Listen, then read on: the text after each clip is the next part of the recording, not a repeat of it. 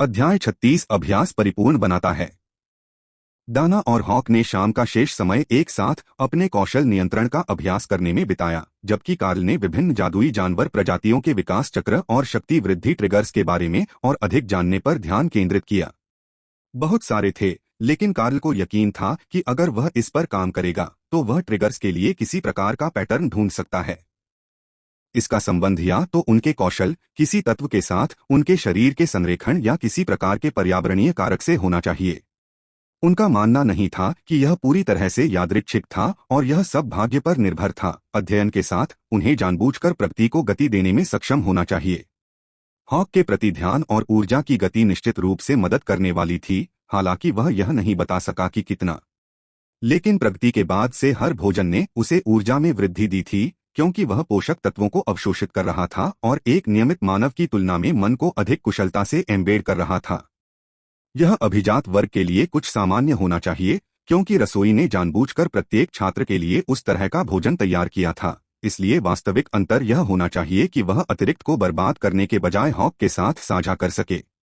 एक बार जब अंधेरा होने लगा तो डाना ने जो सीखा था उस पर नोट्स बनाना समाप्त कर दिया और फिर रात के लिए अपने कमरे में लौट आई, जबकि कार्ल ने देर रात का एक और भोजन खाने और हॉक को बढ़ने में मदद करने के लिए उस अतिरिक्त ऊर्जा को स्थानांतरित करने पर ध्यान देने की तैयारी की।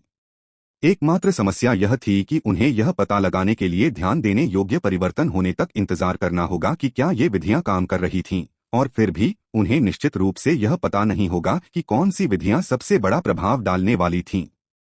कोई सटीक माप पद्धति नहीं थी। यही कारण है कि उन्होंने राक्षसों को उनकी शक्ति रैंकिंग के आधार पर श्रेणियों में शिथिल रूप से समूहीकृत किया था, लेकिन इसका मतलब यह भी था कि उन रैंकिंग की सीमाओं के पास कुछ अनिश्चितता हो सकती है, जब तक कि शरीर या शक्ति उल्लेखनीय रूप से न गुजर जाए। परिवर्तन। उदाहरण के लिए, जब एक शैतान बिल्ली जागृत से आरोही की ओर बढ़ने की प्रक्रिया से गुजरी तो उसकी दूसरी पूंछ बढ़ गई। यह बताने का एक बहुत ही सरल और अचूक तरीका था। जैसे जैसे कई पक्षी अधिक शक्तिशाली होते गए, उनके पंखों पर एक विशिष्ट पैटर्न बन गया और अधिकांश स्तनधारियों का आकार अचानक बढ़ने लगा।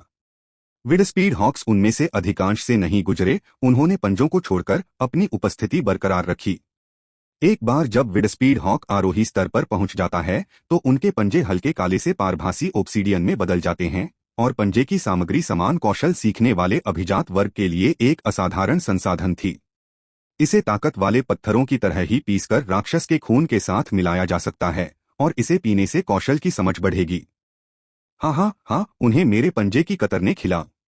वे जल्दी वापस बढ़ते हैं, हॉक कार्ल के दिमाग में खिलखिलाया और पंजे के टूटे हुए हिस्सों की तुलना मानव पैर के नाखून की कतरनों से की।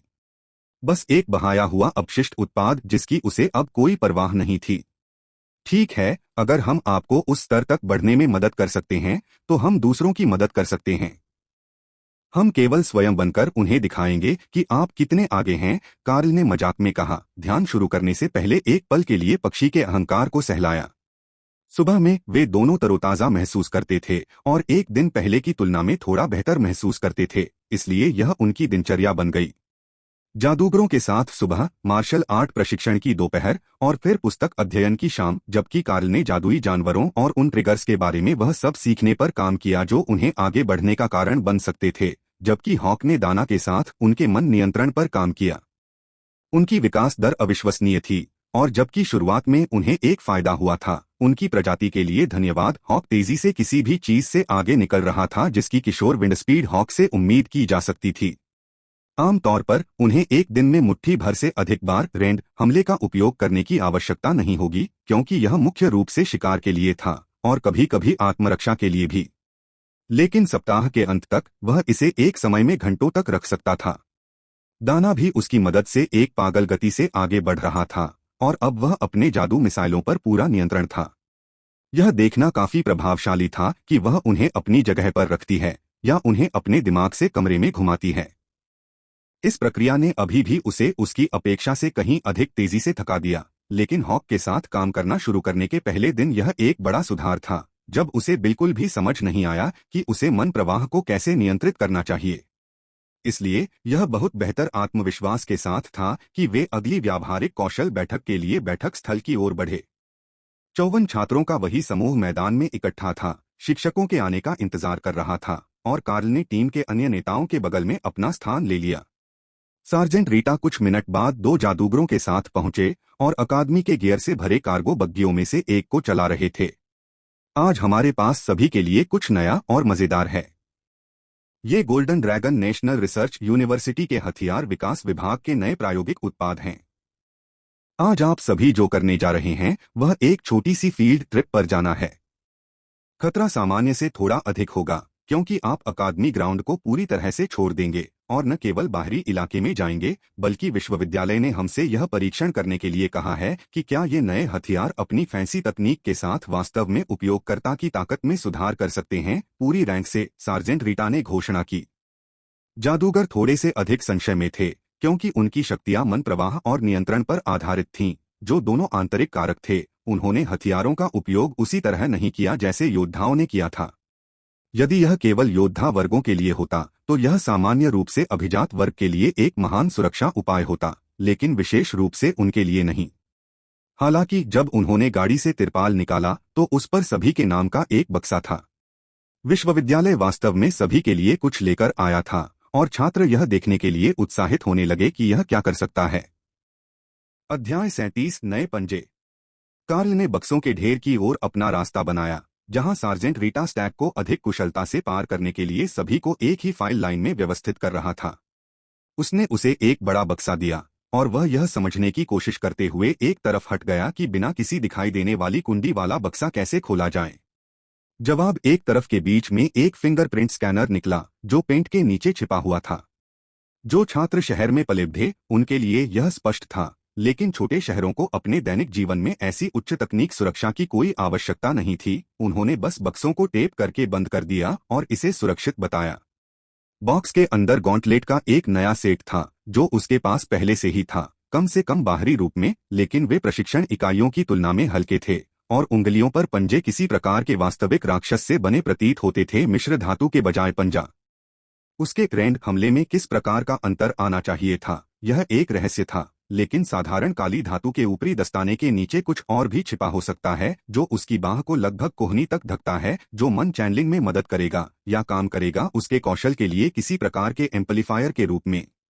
जानने का एकमात्र तरीका उनका परीक्षण करना था, इसलिए कार्ल भीड़ से दूर चले गए जहां योद्धा खुशी खुशी अपनी नई तलवारें इधर उधर लहराने लगे थे और उन्हें हवा में पंजे से हमला करने के लिए एक फ्लेक्स दिया। शक्ति सक्रियण बहुत अधिक स्वाभाविक लगता है, तब भी जब वह इसे नंगे हाथ कर रहा हो। तलवार कौशल के विपरीत कौशल के लिए गॉन्टलेट सख्ती से आवश्यक नहीं थे।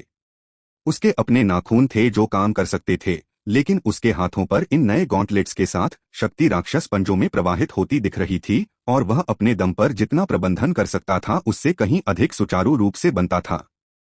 ऐसा महसूस नहीं हुआ कि यह सामान्य से अधिक शक्तिशाली था और उसने जो ऊर्जा लगाई वह वही थी, लेकिन उसकी रिकवरी ऐसी महसूस हुई जैसे यह सामान्य से अधिक तेज थी, जैसे कि हथियार खर्च की गई कुछ ऊर्जा उसे लौटा रहा हो। इन गॉन्टलेट्स के साथ कार्ल को यकीन था कि वह पूरी सुबह आसानी से लड़ सकता है और जादूगरों के साथ रक्षात्मक प्रशिक्षण के दौरान उसे लगभग उतने ब्रेक नहीं लेने पड़ेंगे। यह निश्चित रूप से उसके सहपाठियों को पागल कर देगा कि उनके हमलों को रोकने के लिए कई और कौशल आ रहे हैं, लेकिन वे किसी भी तरह बेहतर हो रहे थे, इसलिए यह उनके लिए अच्छा हो सकता है। सभी हथियार सौंपने में और जिस मैदान में वे एकत्र हुए थे वहां अराजकता फैलने में केवल कुछ मिनट लगे। चारों ओर तलवार के हमले और मंत्र उड़ रहे थे। एक तरफ एक बड़ा पत्थर का गोलेम खड़ा था और किसी के जादू से जमीन कांप रही थी। यह पागलपन था, लेकिन शिक्षक तब तक इंतजार करने से संतुष्ट थे जब तक कि छात्र कुछ और कहने से पहले शांत नहीं हो जाते। ठीक है, शांत हो जाओ सब लोग। आप जानते हैं कि आगे क्या होने वाला है, लेकिन इस बार ट्विस्ट है। इस सप्ताह हम आपको जोड़ियों में डाल देंगे। बैग में प्रत्येक संख्या में से 2 हैं। एक पेपर चुनें और आज के अभ्यास के लिए अपने साथी को ढूंढें। आप सभी एक बड़े क्षेत्र में व्यक्तिगत रूप से काम कर रहे होंगे, इसलिए यदि कोई समस्या हो तो बैकअप की अपेक्षा न करें। सार्जेंट रीटा ने समझाया, जबकि दोनों जादूगर अपनी सरलता से अत्यधिक प्रसन्न दिखे। विश्वविद्यालय ने जादूगरों के लिए जो उपकरण बनाया था वह अलग अलग व्यक्तियों के लिए अलग अलग था, लेकिन ज्यादातर वे क्रिस्टल और ट्यूबों से भरे एक छोटे आयताकार फ्रेम के रूप में थे जिन्हें उपयोगकर्ता के बेल्ट से लटकाया जा सकता था। सौंदर्य की दृष्टि से वे एक अजीब विकल्प थे, लेकिन हुड वाले कोट से बेहतर थे, जिसके अंदर तार नीचे की ओर फैले हुए थे, जिसे एक जादूगर ने पहना था। दाना के पास एक बक्सा था, एक चपटा बक्सा जो पेपरबैक उपन्यास से थोड़ा बड़ा था। इससे कार्ल को एक बढ़िया विचार आया। यदि उन्हें इन प्रोटोटाइपों को रखने की अनुमति दी गई तो वह उनमें से कुछ पर एक नियमित पुस्तक कवर लगाने का सुझाव दे सकते थे, ताकि वे अकादमी के सामान्य परिधान के साथ थोड़ा बेहतर ढंग से मिश्रित हो सकें। इससे उन्हें क्षति और गंदगी से भी बचाया जाना चाहिए, जो स्पष्ट रूप से जादूगर बढ़ाने वाले उपकरणों पर काम करने वाली डिजाइन टीम के लिए चिंता का विषय नहीं था। सार्जेंट रीटा, ये गॉन्टलेट किससे बने हैं? क्या आप जानते हैं? जब वह नंबरों का बैग लेकर उसके पास पहुंची तो कार्ल ने पूछा। जहां तक मुझे पता है, बस विभिन्न राक्षस भागों को मिलाकर। ऐसा माना जाता है कि यह जादुई वस्तुओं को बनाने के लिए जादुई जानवरों के पहलुओं के संयोजन के बारे में कुछ है, उसने कंधे उचकाते हुए जवाब दिया। कार्ल ने बैग से एक नंबर लिया और बाकी छात्रों के चुनने का इंतजार किया। उन्होंने 17 नंबर निकाला था, लेकिन शिक्षकों के चेहरे पर नजर डालने से कहा गया कि अपने साथी को खोजने के लिए केवल अपना नंबर चिल्लाना बर्दाश्त नहीं किया जाएगा, या कम से कम इससे पहले नहीं कि सभी नंबर पास हो जाएं। इसलिए कार्ल ने उन अन्य लोगों के साथ घूमने और नंबरों की जांच करने का फैसला किया जिन्होंने अपने कार्ड प्राप्त किए थे। वह शुरू करने के लिए समूह के किनारे पर था और उसका रास्ता बस भीड़ के माध्यम से सार्जेंट का अनुसरण करता था। बाकी लोग भी ऐसा ही कर रहे थे, लेकिन संगठित तरीके से। वे अपने पेपर की संख्या के आधार पर लाइन में लगना शुरू कर रहे थे। नंबर 1 उस ओर बढ़ रहा था जहां कार्ल शुरुआत में खड़ा था। कार्ल ने तेजी से पकड़ लिया और मोटे तौर पर वहां चला गया जहां उसने सोचा था कि जोड़ी 17 होनी चाहिए, और खुद को दाना के बगल में खड़ा पाया, जिसके पास उसके जैसा ही कार्ड था। ठीक है, इससे यह आसान हो जाता है। हम पहले से ही एक दूसरे के बुनियादी कौशल को जानते हैं और उन्हें एक साथ अच्छी तरह से काम करना चाहिए। आप नेतृत्व करें, हॉक स्काउट्स, और मैं पीछे से नुकसान का सौदा करूंगा, उसने मुस्कुराते हुए उसे सूचित किया। यह मेरे लिए काम करता है। आपका नया टूल कैसा है? क्या सामान का वह समूह वास्तव में उससे बेहतर है जो आप पहले उपयोग कर रहे थे? कार्ल ने पूछा। ऐसा लगता है, लेकिन एक बार जब हमें वास्तव में उनका उपयोग करना होगा तो हम पता लगा लेंगे। बॉक्स एक फोकसिंग डिवाइस है और आप इसका उपयोग तब करते हैं जब आप प्रभाव को तेज करने के लिए जादू कर रहे होते हैं। शुरुआत में इसका ठीक से उपयोग करना थोड़ा मुश्किल है, लेकिन कुछ अभ्यास के साथ इससे मेरी जादुई शक्ति काफी बढ़ जानी चाहिए, दाना ने जवाब दिया। अब हमें बस यह पता लगाना है कि हम इसका परीक्षण किस पर करने जा रहे हैं। अध्याय 38। क्या हम अभी भी वहां हैं? एक बार जब सभी को सुलझा लिया गया तो समूह को कहीं ले जाने की तैयारी में जादूगरों ने फिर से जादू करना शुरू कर दिया।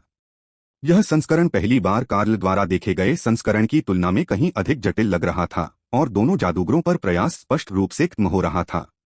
इसका मतलब यह होना चाहिए कि वे अकादमी के बाहरी इलाके से काफी आगे जा रहे थे, जो सिर्फ बड़े शिक्षक के लिए एक सरल और सहज मंत्र था। लेकिन वे लक्ष्य स्थान पर उतनी ही सहजता से दिखाई दिए जितनी पहली बार दिखाई दिए थे, और कार्ल ने खुद को एक खंडहर गोदाम में दाना के बगल में खड़ा पाया, अभी भी सूखे सामान के बैग और शहद के एक धीरे धीरे लीक होने वाले बैरल से भरा हुआ था जिसने बड़ी संख्या में आकर्षित किया था मधुमक्खियों का। हमें उन्हें क्रोधित करने से पहले आगे बढ़ना चाहिए। मुझे आज मधुमक्खियों द्वारा डंक मारे जाने का मन नहीं है। जैसे ही दाना उनके आसपास गया, कार्ल फुसफुसाया। हॉक बाहर निकलने और यह देखने के लिए उत्सुक था कि क्या हो रहा है, लेकिन जब तक उन्हें पता नहीं चला कि वे किस प्रकार के खतरे का सामना कर रहे हैं, कार्ल उसे आंख बंद करके ऊपर नहीं भेजना चाहता था। दाना ने दीवार में एक बड़े छेद की ओर इशारा किया जो मुख्य सड़क की ओर जाता प्रतीत हो रहा था, और दोनों आगे बढ़ने लगे और एक खंडहर गांव में चले गए। यह अभी हुआ। मुझे अभी भी ताज़ा खून और बारूद की गंध आ रही है, कार्ल फुसफुसाया। बचपन में खदानों में मदद करने के बाद दोनों गंधों से अप्रिय रूप से परिचित थे, और हॉक के सौजन्य से अपनी बढ़ी हुई इंद्रियों के साथ वह उन्हें पहले से कहीं अधिक स्पष्ट रूप से चुन सकते थे। आपका क्या मतलब है? दाना ने धीरे से जवाब दिया। आखिरी 1-2 दिन में इस गांव पर हमला हो गया। शायद इसीलिए हम यहाँ हैं, उन राक्षसों को साफ करने में मदद करने के लिए जिन्होंने अंदर जाने की कोशिश की है। मैं अब हॉक को भेजूंगा ताकि हम जान सकें कि हमारा मुकाबला किससे है, और फिर हम एक योजना बना सकते हैं।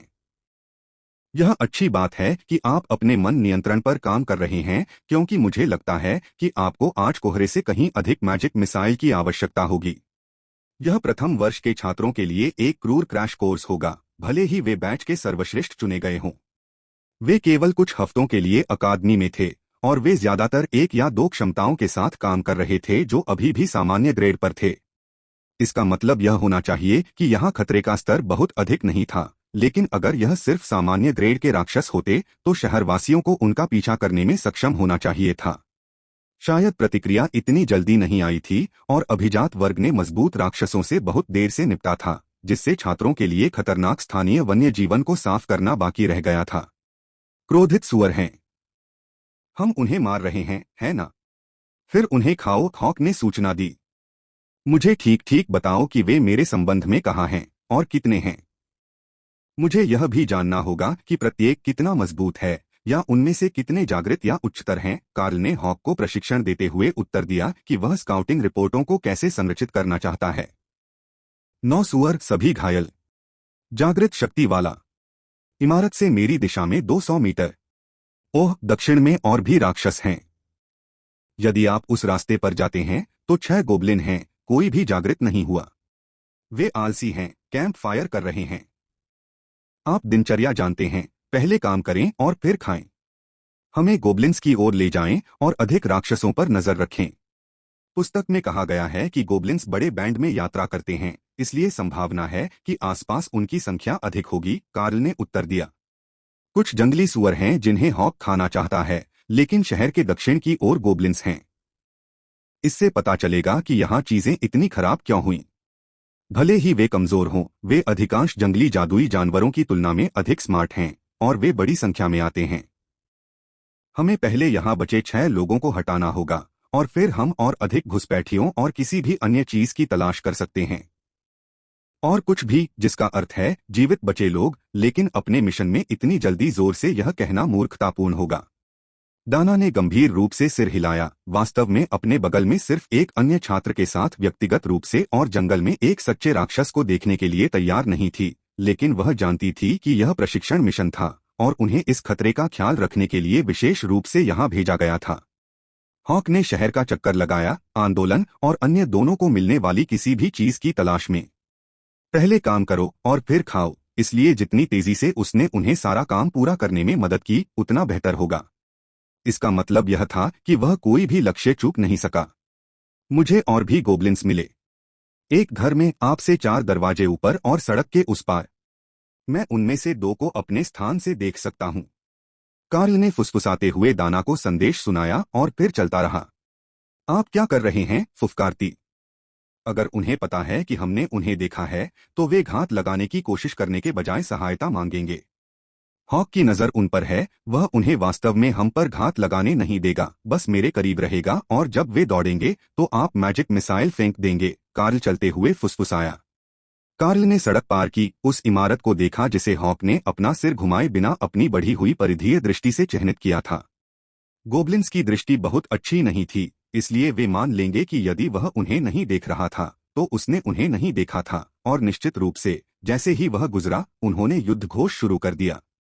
यह केवल 3 घायल कॉमन ग्रेड गोबलिन्स थे और उनमें से 2 कार्ल या डाना के जवाब देने से पहले हॉक ट्रेंड में गिर गए। कार्ल ने अपनी उंगलियों को मोड़कर आखिरी बार जीत हासिल की और शहर फिर से शांत हो गया। हॉक, खोजते रहो, उस रोने ने शायद दूसरों को सचेत कर दिया होगा, कार्ल ने निर्देशित किया। हॉक उड़ गया और डाना ने उसकी प्रशंसा की। उसके पास बहुत अच्छी प्रतिक्रियाएं हैं, वह बुदबुदाई। वह निश्चित रूप से ऐसे दिन बिताने के लिए एक अच्छा दोस्त है। वह और अधिक गोबलिन्स की तलाश में गया है, अगर कुछ सुना जाए और उस युद्ध घोष का जवाब दिया जाए। अध्याय 39, गोबलिन्स।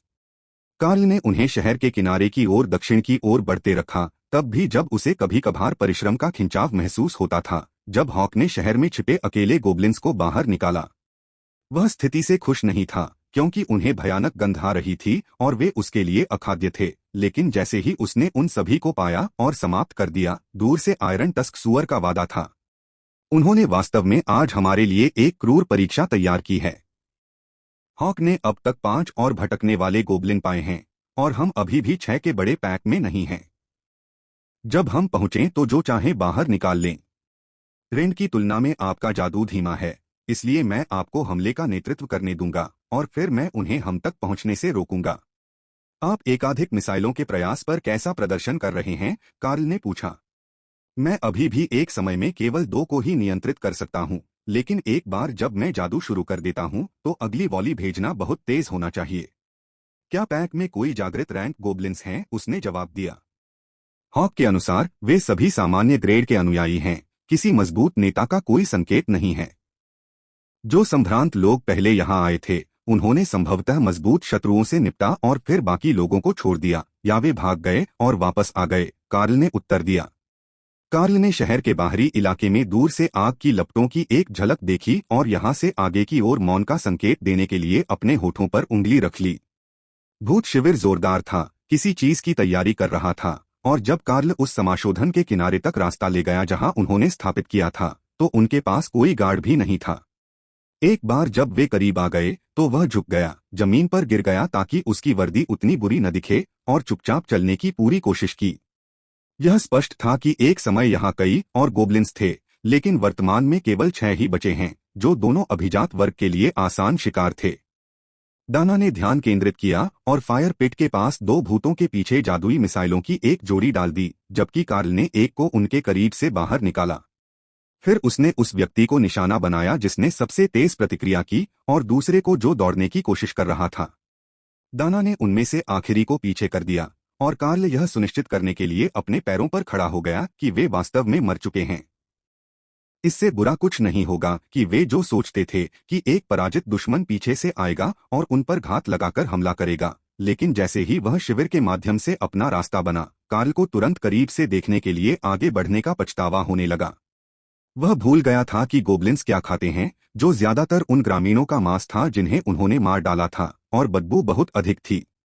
लेकिन दाना को फिलहाल वहीं रुकने और सुदृढ़ीकरण पर नजर रखने के लिए प्रेरित करने के बाद उसने सभी शवों की जांच की और उनके छिपने के स्थान पर वापस जाने से पहले उन सभी पर चोरी की भूत तलवार से एक त्वरित वार किया। वे खत्म हो गए हैं। आइए शहर में वापस जाएं और बाकी लक्ष्यों की देखभाल करें, फिर हम सूरों को मार सकते हैं और यह देखने के लिए इंतजार करने से पहले कुछ दोपहर का भोजन कर सकते हैं कि हमें यहाँ और क्या करना चाहिए। मुझे लगता है कि ऐसा ही होना चाहिए, लेकिन मैं कुछ और मार्गदर्शन की उम्मीद कर रहा था, उन्होंने समझाया। मैं भी ऐसा ही था। जब उन्होंने कहा कि इस बात की अधिक संभावना नहीं होगी कि हम अन्य छात्रों से मिलेंगे, तो मैंने नहीं सोचा था कि उनका मतलब यह है कि हम एक ही शहर में भी नहीं होंगे। हॉक स्थिति के बारे में क्या कहते हैं? दाना ने जवाब दिया। और कुछ नहीं चल रहा है। मैं भी ऊपर चला गया और सुअरों के अलावा आसपास और कुछ नहीं था। मैं घरों पर भी रुक गया और अंदर दिल की धड़कन या आंदोलन की कोई आवाज नहीं थी। क्या इसका मतलब यह है कि हमारा काम पूरा हो गया है और हम अभी दोपहर का भोजन कर सकते हैं? हॉक ने उत्तर दिया, उम्मीद है। सुअरों से निपटने से पहले हमसे मिलें। वहां एक जागृत है और आपके लिए अकेले जाना सुरक्षित नहीं हो सकता है। कौन जानता है कि उसमें किस प्रकार की क्षमता हो सकती है। जब कार्ल पहुंचे तो जंगली लोहे के दांत सुअर खुशी खुशी शहर के कचरे के ढेर में घुस रहे थे। दाना उनके ठीक पीछे था और हॉक ऊपर चक्कर लगा रहा था। उनमें से सबसे बड़ा हॉक का दोपहर के भोजन का लक्ष्य था। यह जागृत रैंक में नया था और इसने शक्ति की भावना पैदा की जिसे दाना ने कार्ल से बहुत पहले पहचान लिया था। इसमें जादू है। मुझे यकीन नहीं है कि क्या, लेकिन यह किसी प्रकार के जादुई मंत्र का उपयोग कर सकता है। वह फुसफुसाई। तो ठीक है, हम उस पर घात लगाकर हमला करते हैं। हम तीनों एक साथ सबसे बड़े सुअर पर हमला करेंगे और फिर हम दूसरों से निपटेंगे। आपकी सहनशक्ति कैसे बनी हुई है? क्या आपने गोब्लिन्स के साथ लड़ाई के बाद काफी देर तक आराम किया है? दाना ने सिर हिलाया। मैं पीछे हट गया, इसलिए खर्च उतना अधिक नहीं था। मैं लड़ने के लिए तैयार हूं। वह कार्ल के बाईं ओर चली गई, फिर एक छोटे से पत्थर के शेड के ऊपर चढ़ गई और हमले का एक अच्छा कोण पाने के लिए अपने पेट के बल लेट गई। इससे सुअरों को एक पल के लिए उससे दूर रहना चाहिए जब तक कि वे दीवार को गिरा न सकें, लेकिन वह इतनी ऊंची नहीं थी कि नीचे कूदते हुए उसे चोट लग जाए। हॉक, आपका रात का खाना परोसा जाता है। जब दाना ऐसा करता है तो बड़े पर हमला करें, जितना उसे मारने के लिए आवश्यक हो। मैं दूसरों से निपटूंगा। दाना ने जागृत सुअर पर जादुई मिसाइलों की एक जोड़ी दागी और प्रेंड की 6 धारियां उनसे मिलने के लिए नीचे आईं, और जैसे ही जानवर अपने दांतों से मिसाइलों को रोकने के लिए पीछे उठा, उसकी गर्दन पर एकत्रित हो गई। फिर कार्ल ने हमला किया। रेंड हमलों को निकटतम 2 सुअरों में फेंक दिया और शेष 3 का ध्यान आकर्षित करने के लिए आगे बढ़े। वे सभी सत्ता में जागृत के करीब थे और उनकी खालें सख्त होने लगी थीं, लेकिन यह उसके हमलों को घुसने से रोकने के लिए पर्याप्त नहीं थी। फिर हॉक आया। उसने हमलावर सुअरों के पीछे 2 और हमले किए, जबकि डाना ने अंतिम जीवित बचे व्यक्ति को निशाना बनाया, एक लालची जिसने दूसरों के होते ही खाना बंद नहीं किया था। ठीक है, वह प्रतिकूल था। मैंने सोचा कि यह बहुत कठिन लड़ाई होने वाली है, दाना ने नोट किया। इसे परेशान मत करो, हम अभी भी अकादमी में वापस नहीं आए हैं। लेकिन मैं इन सुअरों को काट दूंगा ताकि हॉक को ताज़ा दोपहर का भोजन मिल सके और हम उन्हें अपने साथ वापस लाएंगे। वह ऐसा कैसे करने की योजना बना रहा था, यह दाना के लिए एक रहस्य था। लेकिन जब कार्ल ने सुअरों को काटने से पहले संदर्भ के लिए अपने कोट से एक पाठ्य पुस्तक निकाली तो उसने मान लिया कि उसके पास कुछ वास्तविक योजना थी। फिर उनमें से पहला गायब हो गया, बस उसकी आंखों के सामने गायब हो गया, और कार्ल अगले पर चला गया। अध्याय 40। एक दिन की यात्रा नहीं। वह क्या बिल्ली थी? वे कहाँ गए? दाना हांफने लगा क्योंकि पूरा 100 किलो का सुअर दूसरी बार गायब हो गया। मेरी शक्तियों द्वारा प्रदत्त एक मानसिक स्थान है। जब हॉक बाहर नहीं खेल रहा होता है तो वह वहीं रहता है। मैं वहां मांस जैसी चीजें संग्रहित कर सकता हूं और यह खराब नहीं होता है। मुझे केवल एक छोटा सा मुद्दा मिला है। वहां केवल भोजन ही जा सकता है। मैंने अपनी पाठ्य पुस्तकें डालने की कोशिश की, लेकिन यह काम नहीं करेगी। लेकिन मांस अंदर और बाहर जा सकता है, कोई समस्या नहीं, कार्ल ने समझाया। कितनी अजीब पाबंदी है। लेकिन यह आपके पालतू जानवर के लिए है ना? तो शायद यह केवल ऐसी चीजें हैं जो पालतू जानवरों के लिए अच्छी हैं, जो अंदर और बाहर जा सकती हैं। आप उस संसाधन के साथ प्रयास क्यों नहीं करते जिसे आप जानते हैं कि वह बाद में उपयोग नहीं कर सकता है और देख सकता है कि क्या होता है? दाना ने सुझाव दिया। यह शानदार है। शायद जानवर अंतरिक्ष का जादू मुझे यह जानने में मदद करेगा कि हॉक के लिए सबसे अच्छा क्या होगा। बुनियादी प्रशिक्षण के अलावा उसे और अधिक तेजी से आगे बढ़ने में मदद करने का एक तरीका खोजने की कोशिश करना मेरे अध्ययन का वर्तमान विषय है, कार्ल ने समझाया। खुशी है कि मैं मदद कर सका। लेकिन क्या अब तक किसी को सामने नहीं आना चाहिए था? यह दोपहर के भोजन के करीब पहुंच रहा है और ये अभ्यास मिशन आमतौर पर केवल 1 घंटे तक चलते हैं। कार्ल ने कंधे उचकाए। ठीक है, तकनीकी रूप से वे हमें पूरे दिन पा चुके हैं। इसलिए मुझे लगता है कि अगर हम यहाँ निकटतम घर में दोपहर का भोजन करते हैं तो यह कोई बड़ी बात नहीं है। नहीं, उसे खरोंचें। मैंने हॉक से सुना कि अंदर क्या है, चलो बस यहीं खाते हैं। कार्ल ने अपनी तलवार का इस्तेमाल आग पर ग्रिल करने के लिए कुछ कटे हुए सुअर के मांस को काटने के लिए किया, शाखाओं को कटार के रूप में इस्तेमाल किया, जबकि दाना ने आग तैयार की। मुझे बस 1 सेकंड दीजिए। मैं एक छोटी सी लौ बनाने के लिए जादू जानता हूं, मैंने अभी तक इसमें महारत हासिल नहीं की है। हमें कठिन तरीके से आग नहीं लगानी है या आग बुझाने वाले स्टार्टर की तलाश में घरों में घूमना नहीं है, उसने समझाया। गोब्लिन्स द्वारा गांव में तोड़फोड़ की गई थी, इसलिए उन्हें घरों के अंदर जो कुछ भी मिला वह सुखद नहीं होगा। दाना को गोब्लिन अत्याचारों के बारे में कहानियों के बारे में पता था, लेकिन वह वास्तव में प्रत्यक्ष रूप से यह पता लगाने का इरादा नहीं रखती थी कि यह करीब से कैसा दिखता है। चिंगारी निकलने और सूखी शाखाएं जलने में कामयाब होने से पहले उसे 3 प्रयास करने पड़े, लेकिन उसके बाद आग काफी अच्छी तरह से जलने लगी और दोनों ने गर्मी बढ़ने का इंतजार किया ताकि वे मांस को भूनना शुरू कर सकें। क्या आपको लगता है कि यह किसी प्रकार का आश्चर्यजनक उत्तरजीविता परीक्षण हो सकता है? कल छुट्टी का दिन है और हमारे पास अगले 1.5 दिन के लिए कक्षाएं नहीं हैं, इसलिए अगर वे हमें रात भर की यात्रा के लिए शिकार करने के लिए यहाँ रुकते हैं तो हमारे सीखने में कोई देरी नहीं होगी, कार्ल ने सुझाव दिया। मुझे आशा है नहीं। मैं आपके बारे में नहीं जानता, लेकिन मैं किसी भी प्रकार का कैंपिंग उपकरण नहीं लाया, दाना ने मजाक किया। उनके पीछे एक पूरा शहर था, लेकिन जीवित बचे लोगों के किसी भी संकेत के बिना, और कोई दृश्यमान युद्ध का मैदान नहीं था। आपूर्ति के लिए शहर की खोज करने में सक्षम होना संदिग्ध था। यह नहीं बताया जा सकता कि शहर में कितना बचा था और जो भाग गए थे उनके साथ कितना ले जाया गया था।